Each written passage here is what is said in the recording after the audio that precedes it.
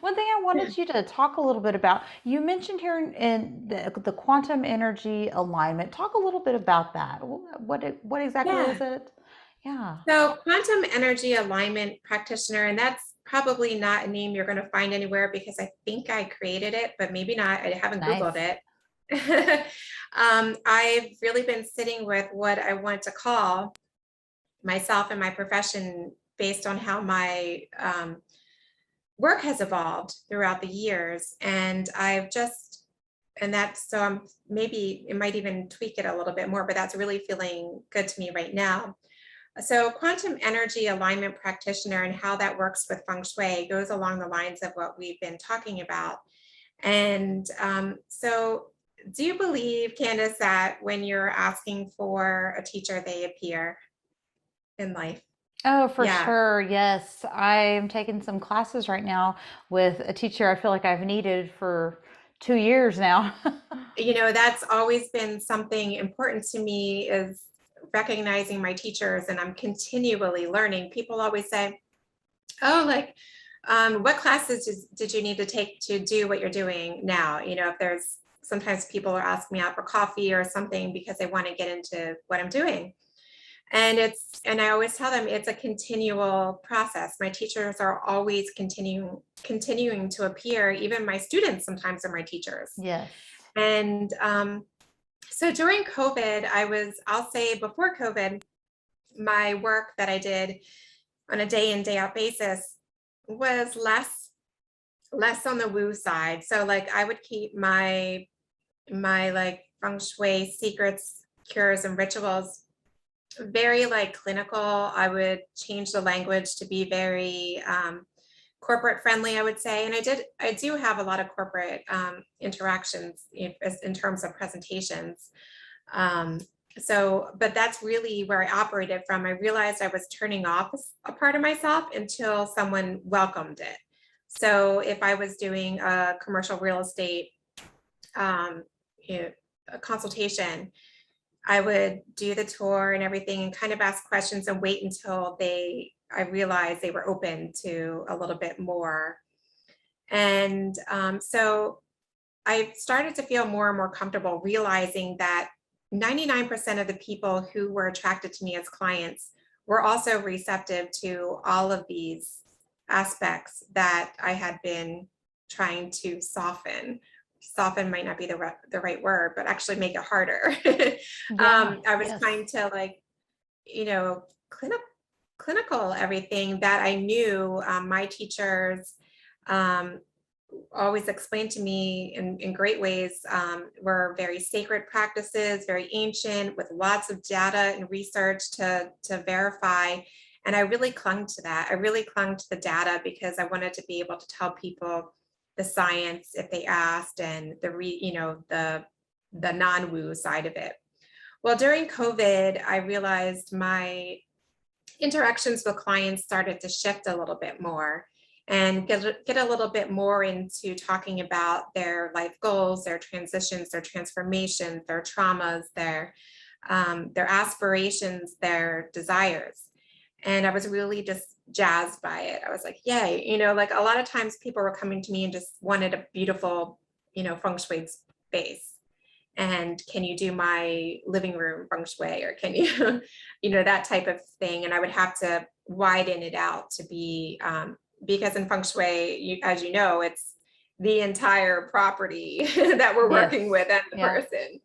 So it was just a barrier that, people, when they hear feng shui, they think, well, they might think Chinese trinkets, or they might think, you know, really, I would say like minimalist. So they'll think minimalist and an orchid and Chinese trinkets.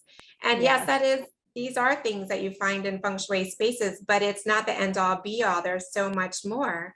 And so now during COVID, I think when people were like shut into their space all the time and they had nothing better to do than try to rearrange their space and live better with the people they were trapped with, they started to realize, okay, there's a little bit more to this. And they started coming to me seeking more of the deeper knowledge. And during that process, my projects started to naturally transition into ones that were more, I felt more holistic. They were more enjoyable to me, and the clients were a lot more receptive. In September of last year, I came across a teacher. I was invited to a conference in 40 minutes away, a drive, at a wellness center.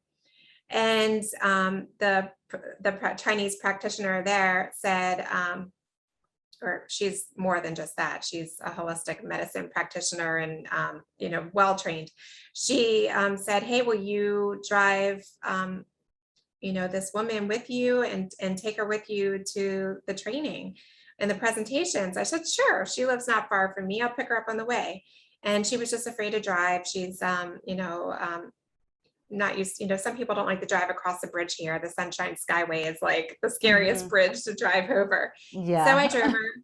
And on that car ride, come to find out, I was sitting next to one of the lead world spiritual dowsers. And she talked Wow. to me. We start talking about what we do and why we are coming to this training and holistic center. And she had an interest in feng shui, and I certainly wanted to take my spiritual dowsing to the next level. So in that time, in that car ride, and we spent time together there, and on the way back, we decided we would train one another and share our modalities, and we're like best friends today. I've since moved her into the neighborhood, but what she was able to help me bring together was now my new process that I do called energy upgrade. And it's evolved, but it began with her and that journey to that wellness center. I quickly was able to up level my use of spiritual dowsing to, it really advanced. I was able to quickly tap in and tune into my intuition in terms of what I need to do with my business and processes. And so then together we were introduced at that wellness center, a Reiki practitioner, one of the lead Reiki practitioner, Grandmaster David Harris, here in Florida as well. He developed a system that uses quantum methods through virtual means in a software. So his intention and is to help as many people as possible using this modality, but it wasn't necessarily intended for feng shui. They weren't really thinking feng shui, the developers. So the developers, from what I understand, are all energy practitioners. So from Reiki, acupuncture, Chinese medicine, all of the 5 healing medicines. What else is it? Crystal healing. So much is in there. All of these modalities were put into this development within the software. So they're like baked in there. All the good intentions, all of the rituals, all of the screening, everything. And I learned in using the software at one of my appointments that there was a way I could use it with feng shui. And what it is a software that, so we in BTB feng shui, so Black Sect Tibetan Buddhist feng shui, for people that aren't that aren't in that practice, we recognize the modern senses of technology and electronics, and the use of electronics can be incorporated into feng shui. And it also works with a lot of there's folklore from shamanism to other esoteric practices, and definitely the type of feng shui that resonates with me the most, along with landform. And so I did a lot of meditating on it. And so you won't find another me out there right now using this software along with a practice and this method that I created.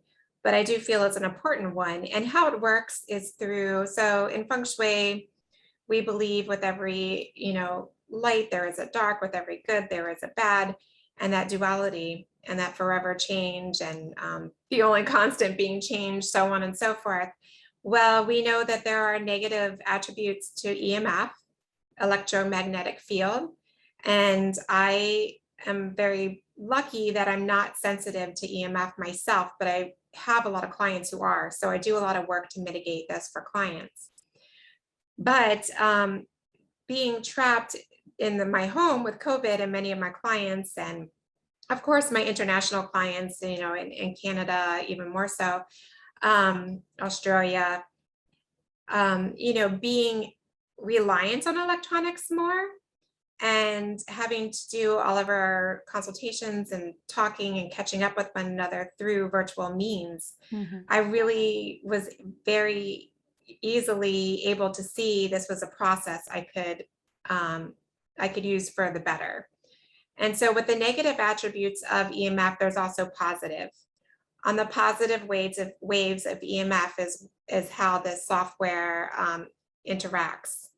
So being able to me sit here within my space, I can interact with you using the software to help align frequencies, to send them to you, your space, and also using the power of intention and intuition as we do.